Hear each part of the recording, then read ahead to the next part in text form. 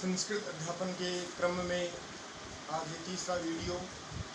स्थान परिवर्तन करना पड़ा है मौसम की वजह से।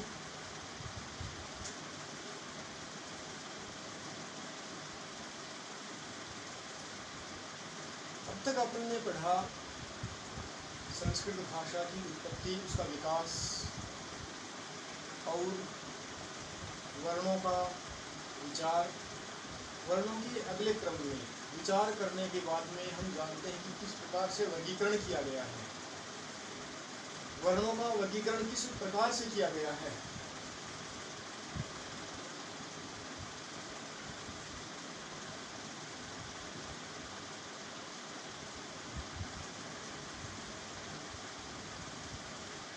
जो कि महेश्वर सूत्रों में इस प्रकार से समायोजित किया गया है कि पहले स्वर, उसके बाद में व्यंजन वर्ण आते हैं।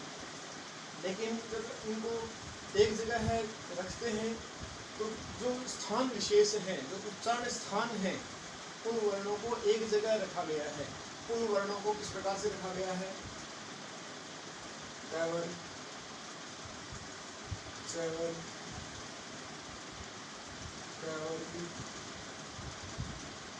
कैवर्ग और पैवर्ग। इनके आगे पूरा लिखने की आवश्यकता मैं मानता हूँ शायद नहीं है। फिर भी कई जगह है, कुछ बच्चे या कुछ छात्र इनको अलग तरीके से पढ़ते हैं। जैसे कैवर्ग का पंचम वर्ण, जिसे अंगय कहते हैं, इसके आगे बिंदु होता है, यह अंगय होता है, न कि अड़य। अड़य संस्कृत के पंचम वर्ण, कैवर्ग का पंचम वर्ण कभी भी अड़य नहीं होता है। चैवर्ग में च, छ, ज, झ, ये होता है। कैवर्ग में त, थ, ड, ढ, ण। कैवर्ग में त, थ, द, ध, न। और पैवर्ग में प, फ, ब, भ और म। इन वर्णों के अंदर लिखने में कुछ समस्याएं हो सकती हैं। कुछ बच्चे इसको सही तरीके से नहीं लिखते हैं। उनके लिए मैं बता देता हूँ कि कहाँ कहाँ हम गलतियाँ करते हैं। तो एक तो 6 में इस प्रकार से लिखा जाना चाहिए। कैवर्ग में ध के नीचे बिंदु नहीं लगनी चाहिए। कैवर्ग में थ के ऊपर से शिरोरेखा नहीं जानी चाहिए और ध के ऊपर से भी शिरोरेखा नहीं जानी चाहिए। ये कुछ मूलभूत चीजें हैं। पैवर्ग में भ के ऊपर से शिरोरेखा नहीं जानी चाहिए, ये कुछ विशेष बातें हैं। और ब में हमेशा आड़ी लाइन इधर से ही आनी चाहिए। ये कुछ विशेष बातें हैं जिनका हमको ध्यान रखा जाना चाहिए। फिर अब इनका बात करते हैं कि कैवर्ग के अंदर इन्हीं वर्णों को क्यों शामिल किया गया है। तो इनमें कहीं न कहीं समानता है। इन वर्णों के अंदर सभी की आपस में कहीं न कहीं समानता है। वो समानता क्या है? वो समानता है उच्चारण स्थान।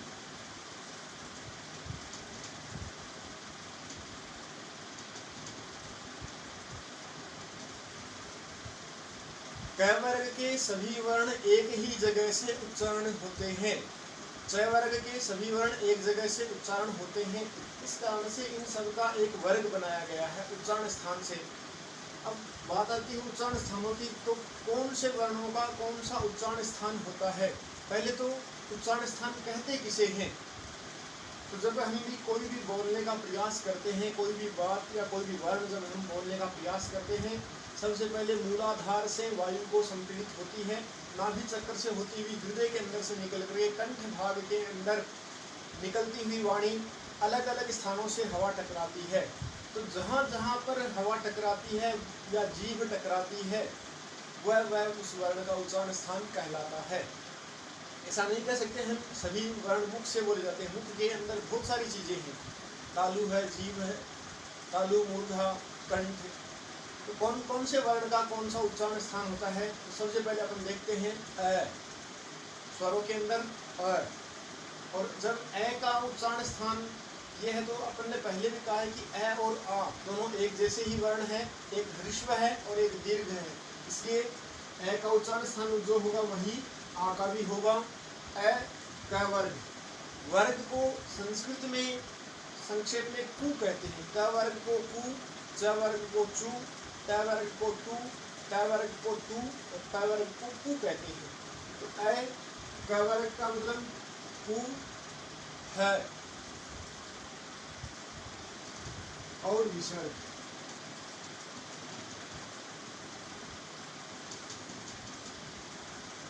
ये सभी वर्णों को अपन बोल करके देख सकते हैं। अ, प, फ, ब, भ, व,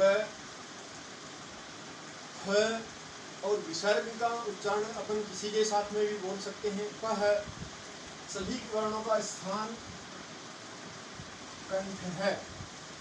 कंठ से ही इनकी ध्वनि होती है, बाकी सभी अंग स्थिर रहते हैं और कंठ से के द्वारा ही कंठ को स्पर्श करती हुई वायु बाहर निकलती है और उन वर्णों का उच्चारण स्थान होता है, उनका उच्चारण होता है।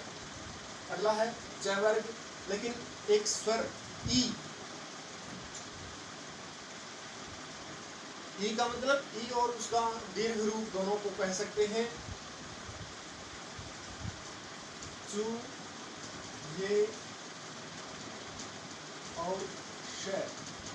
इनका उच्चारण स्थान बोल के देख लें। ई, च, छ, ज। इन वर्णों को बोलते वक्त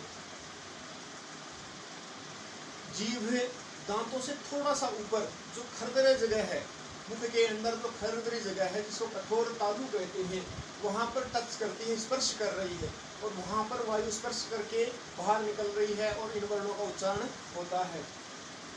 तो इस कारण से अब ये जो श है इसका उच्चारण कैसे हो, क्योंकि हम अमूमन इस प्रकार से बोलते हैं तीनों श या स। इनका बोलते वक्त हम ध्यान नहीं देते हैं कि कौन सा श किस जगह से बोला जाता है।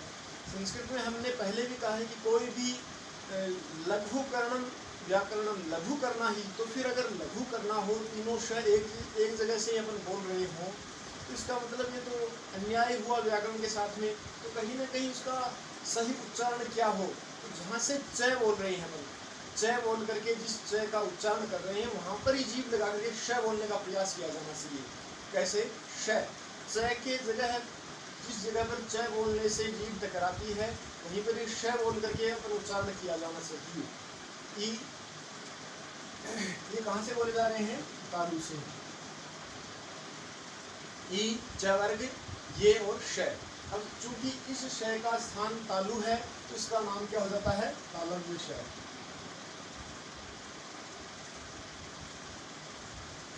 श का नाम क्या हो जाता है? तालव्य श।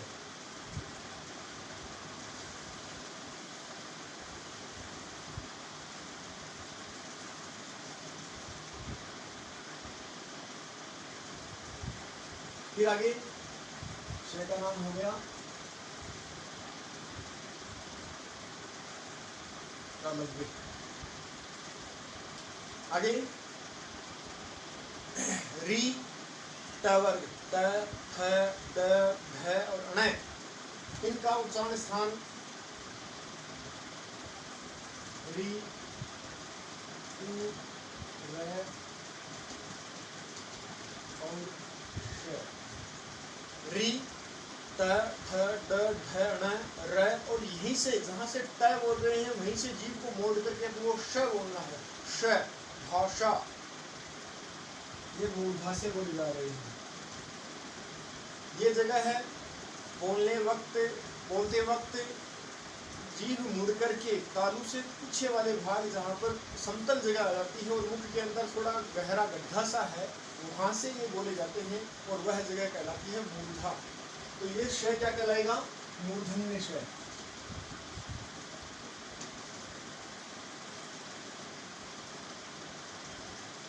श को बोलते वक्त हमको क्या कहना है? ये मूर्धन्य श बोल रहे हैं और हमारे उच्चारण के द्वारा भी पता लगना चाहिए कि हम कौन सा वर्ण बोल रहे हैं, हम कौन सा उच्चारण कर रहे हैं।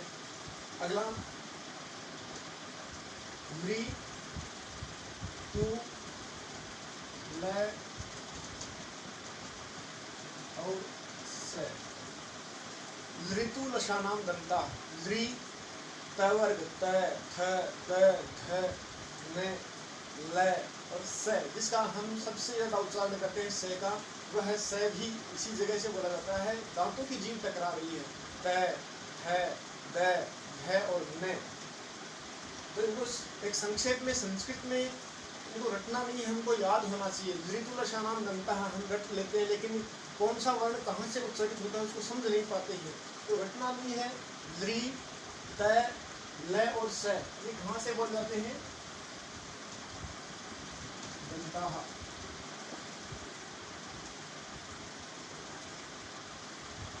तो इस स का नाम दंतों से बोले जाने के कारण इसका नाम है दंते। अगला उपपदमानिया नाम औष्ठौ।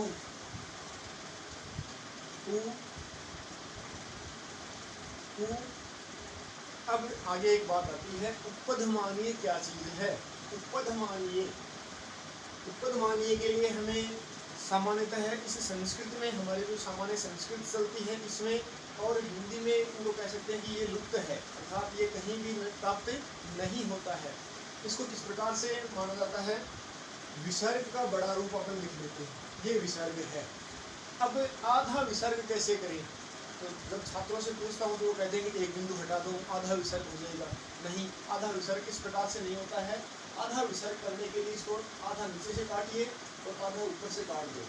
इस प्रकार से एक विशेष प्रकार का चिन्ह बचता है। ये चिन्ह कहाँ लगता है, किस प्रकार से इसका प्रयोग होता है, ये आगे की कक्षाओं में विस्तृत रूप से पढ़ा जा सकता है। लेकिन जब पै वर्ग यानी पै और फै से पहले जब इस प्रकार का चिन्ह पै और फै से पहले आता है, पधा भयाम पूर्व उपपदमानीय, इस प्रकार अर्ध विसर्ग के समान जब पै और फै से पहले जो चिन्ह आता है तो उसे उपपदमानीय कहते हैं। जिस प्रकार से उर्दू जुबान अपन बोलते हैं, जो जैसे ड और इसके नीचे नुक्ता लगा देते हैं, तो इसका मतलब क्या हो गया? ये जुबान हल्का हो गया, ये वर्ण हल्का बोला जाता है। ड का जब हम इसके नीचे नुक्ता लगा देंगे तो ये क्या हो जाएगा? अड़य। इसी अड़य की संकल्पना ही वहां पर आई है। क वर्ग के अंदर देखने में अड़य बोलते हैं, वो क्यों आया है? क्योंकि इसके नीचे बिंदु लग गया और उसके आगे बिंदु है। तो भूलवश या हम कह सकते हैं प्रमादवश हमारे गुरुजनों ने इसको नीचे बिंदु को ही आगे वाला बिंदु और इसको दोनों को एक कर लिया और ड को जो हल्का उच्चारण अड़य था उसको वहां पर ले जाकर बैठा दिया और क ख ग घ ड़ इस प्रकार से बोलने लग गए। क्योंकि ये उर्दू का वर्ण है, नीचे नुक्ता लग जाता है और उसका उच्चारण हल्का हो जाता है। वैसे ही प और फ से पहले अर्ध विसर्ग होने के कारण इनका उच्चारण हल्का सा हो जाता है, प फ इस प्रकार से बोला जाता है। तो यहाँ पर इसको उपपदमानीय कहा जाता है और इसका भी उच्चारण स्थान किसके समान होता है? प वर्ग के समान ही होता है। उ प वर्ग और उपपदमानीय।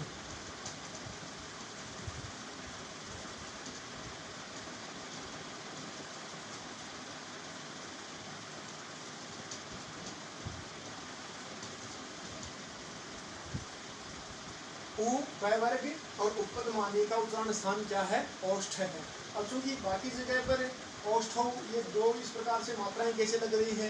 क्योंकि हमारे शरीर में कंठ एक ही है तो कंठ है, तालु एक ही है इसलिए तालु, मूर्धा एक ही है इसलिए मूर्धा, दंत बहुत सारे हैं इसलिए बहुवचन दंताः, ओष्ठ दो होते हैं इसलिए ओष्ठौ।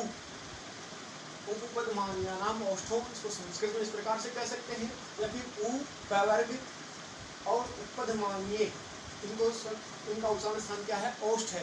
अपन बोल के भी देख सकते हैं। उ को बोलते वक्त हमारे ओठों की आकृति बनेगी, प फ हमारे ओठों के अंदर हवा टकराती है और फिर बाहर निकलती है, इस कारण से इनका उच्चारण स्थान क्या हो गया? ओष्ठ हो गया। अब कौन से वर्ण बचे? स्वरों में ए आ गया, ई आ गया, उ आ गया, री और री आ गए। व्यंजनों में पांचों वर्ग आ गए और ये र, ल और है भी आ गया। अब क्या बचा? व। व का जब हम बोलते हैं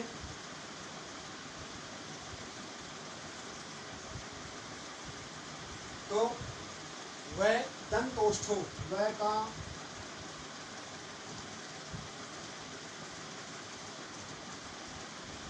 वह का उच्चारण स्थान क्या है? दंतोष्ठ। अब एक बात आती है स्वरों में जो बच गया है ए और ऐ। अब ए ऐ पहले हमने जब पढ़ा था तब ये देखा था कि ये द्विमात्रिक वर्ण है, दो मात्राएं इनके अंदर मिली हुई हैं। कौन कौन से वर्ण मिले हुए हैं इसमें? ए और ई।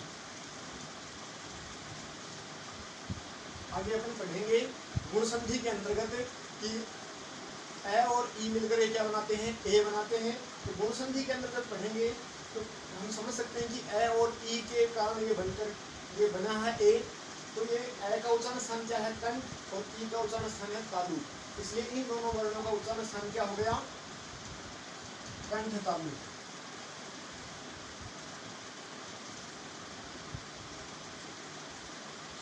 ए दे तो कंठ तालु। अब यहाँ पर ए तय करण करने से क्या फर्क पड़ता है, ये आगे की बातें बताएंगे। आगे क्या बचा? ओ और औ वर्ण जिस प्रकार से ए और ई से मिलकर के ए और ऐ बना है, उसी प्रकार ए और ऊ से मिलकर के ओ और औ बने हैं। इस कारण से ए का उच्चारण स्थान कंठ, ऊ का उच्चारण स्थान ओष्ठ। इनका उच्चारण स्थान क्या हो गया? कंठोष्ठ। इनका उच्चारण स्थान हो गया कंठोष्ठ। अगला जिह्वा मूल्य से जिह्वा मूलम। अब जिह्वा मूल किसे कहते हैं, इनको जानने के लिए हमें आना पड़ेगा इसी जगह पर। जब ये अर्ध विसर्ग प और फ से पहले आता है, यह अर्ध विसर्ग का जो आकृति है ये प और फ से पहले आता है, तब इसका नाम उत्पदमानी होता है। और जब ये क और फ से पूर्व में आता है, तब इसका नाम जिह्वा मूल्य होता है। क कखाभ्याम पूर्व अर्ध विसर्ग सदृश आकृति जिह्वा मूल्ये, अर्थात क और ख से पहले की जो ये इस प्रकार की आकृति लिखी जाती है। अब ये बात मन में आ रही होगी, इस प्रकार के वर्ण कहाँ पाए जाते हैं? तो इस प्रकार के वर्ण कुछ विशेष शब्दों के अंदर ही पाए जाते हैं। कलिकनी, चखन, इस प्रकार से कुछ वर्ण हैं, तो वहीं पर ही इनका उच्चारण होता है, वहीं पर ये काम में आते हैं। तो जिह्वा मूल्य का जिह्वा मूलम, ये क और ख से पहले जब इस प्रकार की आकृति होती है उसमें क्या कहते हैं? जिह्वा मूल्य। और इन वर्णों का उच्चारण स्थान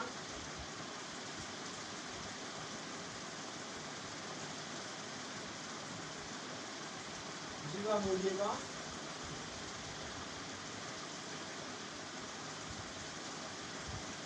जिह्वा मूलम। ये बात समझ में आ गई होगी।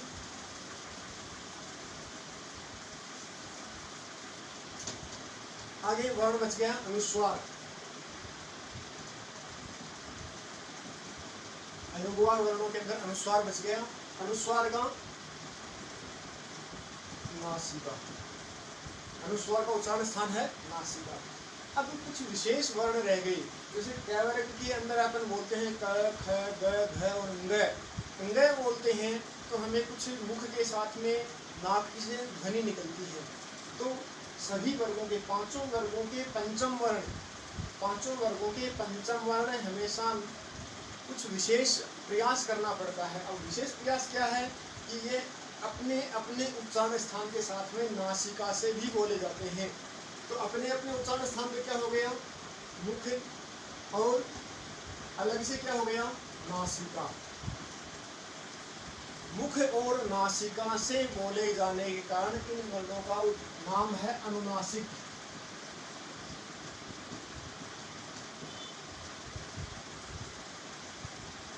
मुख और नासिका से बोले जाने वाले वर्णों का नाम क्या है? अनुनासिक। मुख नासिका वचनो अनुनासिक है। मुख सहित नासिका उच्चयो नासिकयोः उच्चार्यमाणो वर्णो अनुनासिक संज्ञेष्यात्। यानी जो मुख और नासिका दोनों स्थानों से बोले जाते हैं वो वर्ण अनुनासिक कहलाते हैं। तो अनुनासिक वर्ण कौन कौन से हैं? सभी वर्गों के पंचम वर्ण,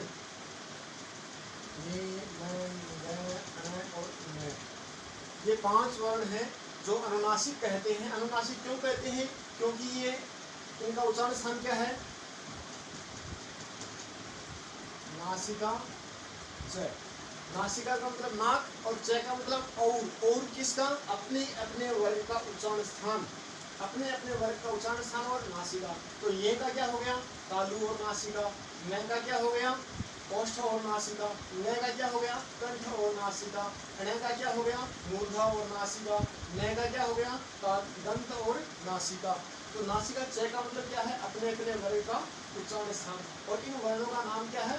अनुनासिक वर्ण नाम कहते हैं। अनुनासिक क्यों कहते हैं? क्योंकि ये मुख और नासिका दोनों स्थानों से उच्चारण होने के कारण इनका नाम क्या है? अनुनासिक वर्ण कहा जाता है।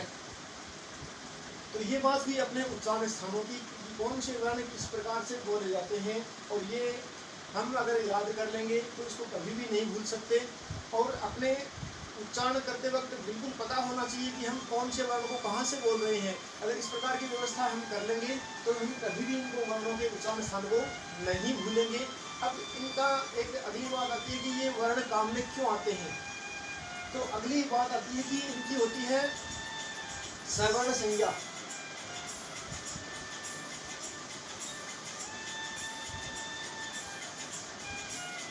सवर्ण संज्ञा का संकल्पना किस प्रकार से आती है कि जब कहा कि ए के जैसा ही आ माने, तो आ कैसे मान ले? तो बोले जिनका वर्णों का उच्चारण स्थान और प्रयत्न।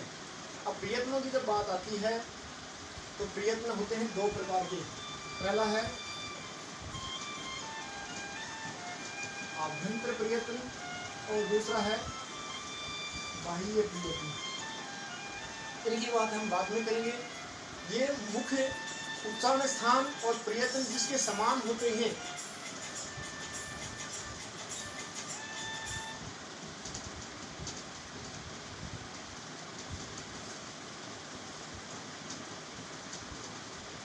उच्चारण स्थान और प्रयत्न जिसके समान होते हैं, उन वर्णों की सवर्ण संज्ञा होती है, अर्थात वो समान माने जाते हैं। सवर्ण संज्ञा का अर्थात ए के समान जिन वर्णों का उच्चारण स्थान और प्रयत्न है वो ए के सवर्णी माने जाएंगे।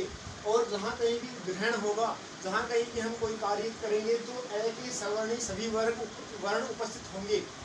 अर्थात सवर्ण संज्ञा का मतलब क्या है? उसके समान। तो उसके समान कौन कौन से वर्णों का उच्चारण स्थान और प्रयत्न जिनके समान होते हैं वो उसका सवर्णी होता है। और जहाँ कहीं भी ए को ग्रहण किया जाएगा उसके सवर्णी सभी वर्णों का ग्रहण किया जाएगा। यानी आगे जब सूत्र पढ़ेंगे अपन, सूत्र के अंतर्गत क्या होता है कि एक वर्ण को ले लिया तो उसके सवर्णी सभी वर्ण भी वहाँ पर उपस्थित होते हैं। जब तक कि मना नहीं किया जाए, जब तक मना नहीं किया जाएगा उसके सवर्णी वर्ण वहीं पर उपस्थित होंगे। और सवर्ण किसे होगी? जिन वर्णों का उच्चारण स्थान और प्रयत्न समान होता है वो वर्ण सवर्ण वर्ण कहलाते हैं। तो ए का सवर्ण कौन हो गया? उसके सभी प्रकार के भेद, यानी आ दीर्घ वाला भी, प्लुत वाला भी, उसके आगे और भी सारे भेद हैं, वो हमको आवश्यकता नहीं है।